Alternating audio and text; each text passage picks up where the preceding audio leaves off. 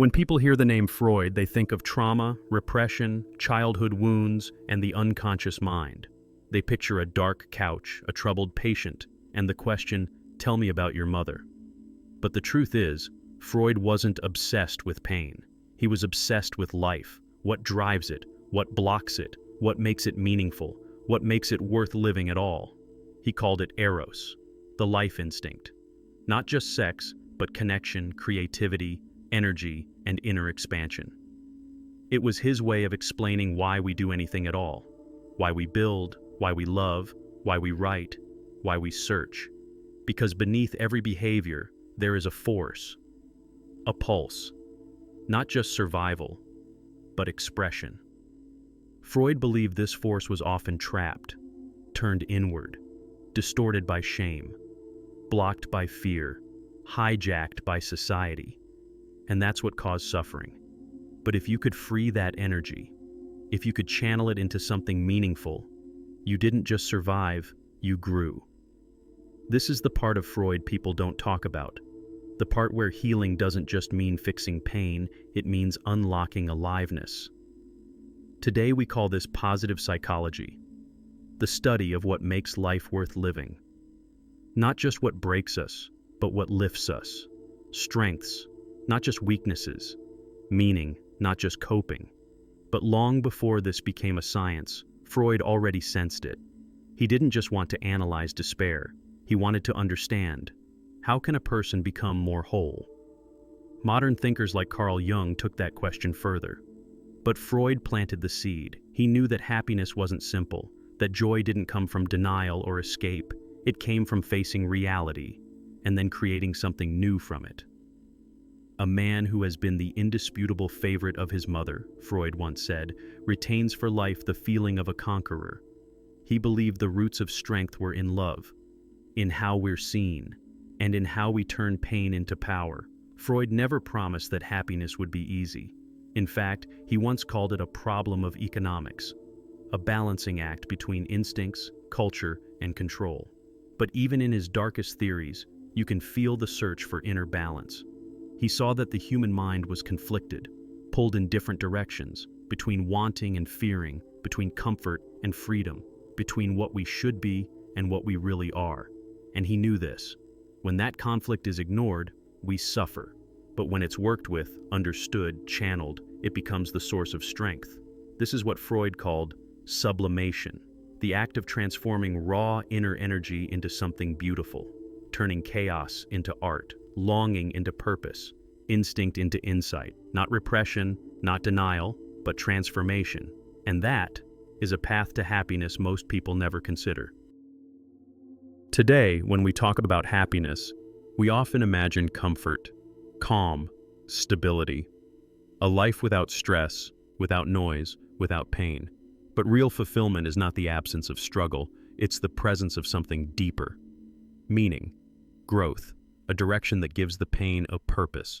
And this, Freud knew. He believed that much of human suffering came not just from what happened to us, but from what we couldn't make sense of, what we couldn't process, what we couldn't express.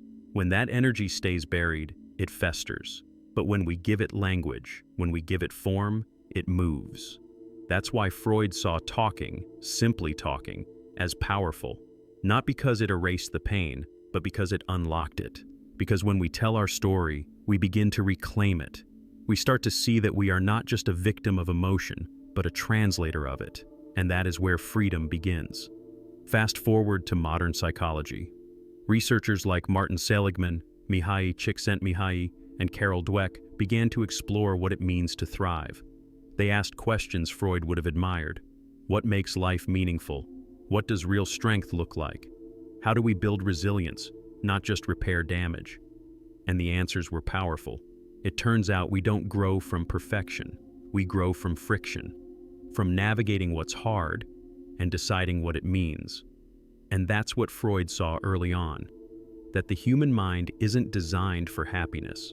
It's designed for integration, to bring together the wild and the wise, the fearful and the free, the broken and the brave. So if happiness isn't the goal, what is? For Freud, it was this: to love, to work, and to live with meaning. That's not a fantasy, it's not a dopamine spike. It's a lifelong process of turning your inner world into something that contributes to the outer one. You don't need to be fixed to feel fulfilled.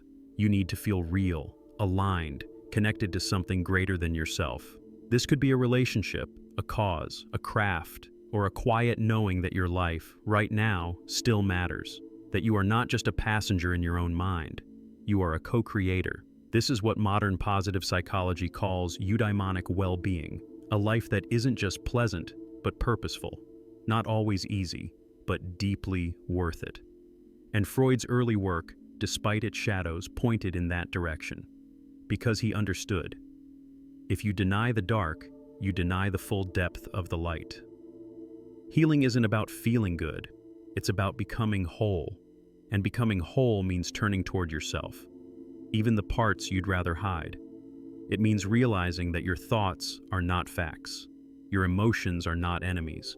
Your past is not your prison. It's raw material. And what you do with it, that is the art of being human. Happiness, as Freud saw it, was never about constant pleasure.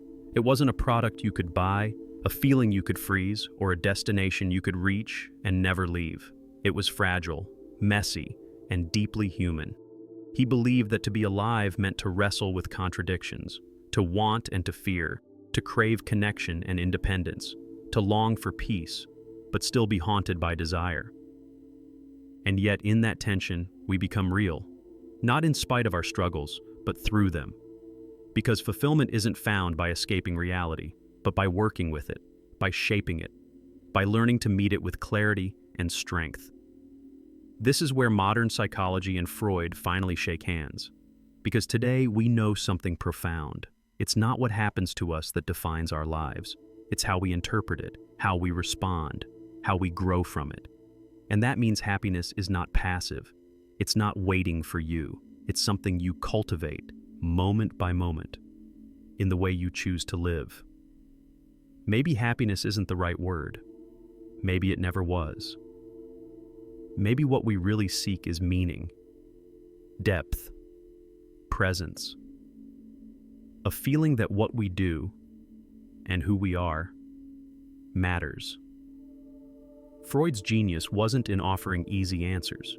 It was in asking hard questions. What does it mean to live? What does it mean to be whole? What do we do with the parts of ourselves we'd rather deny? He didn't want to cure the human condition. He wanted to understand it, to embrace it, not to become perfect, but to become aware, and from awareness, to become free. If you want to feel fulfilled, don't look for the perfect life. Look for the honest one, the one where you show up fully, even when it's uncomfortable, the one where your story isn't clean but it's true, the one where you stop chasing happiness like a prize and start living it as a process. There will still be pain, there will still be doubt, but there will also be strength, clarity, and a quiet kind of joy that comes from knowing this. You didn't run from your mind. You met it, you worked with it, and slowly, you turned it into something beautiful. This was Freud's hidden gift. Not the darkness we often associate him with, but the light behind it. The belief that even in our most tangled thoughts, there is potential.